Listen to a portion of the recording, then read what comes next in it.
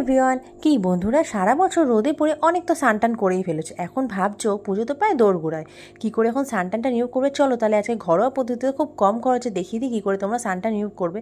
প্রথমে আমি একটা বোল নিয়ে নিয়েছিলাম, তাতে 4 চামচ বেসন, 4 চামচ টক দই নিয়ে আর 4 চামচ কাঁচা দুধ অ্যাড করে নিয়েছিলাম। এরপর আমি নিয়ে নিয়েছিলাম কফি, ছোটো ছোটো কফির প্যাকেট, পাউচ প্যাকেট 3 প্যাকেট মতো অ্যাড করে নিয়েছিলাম। এরপর এর সাথে অ্যাড করে নিয়েছিলাম গোলাপ জল, তারপর এর সাথে অ্যাড করে নিয়েছিলাম কিছুটা পরিমাণ কস্তুরি হলুদ। ভালো করে মিক্সড করে নিয়ে স্টেপ বাই স্টেপ অ্যাপ্লাই করে নিচ্ছিলাম স্কিনে।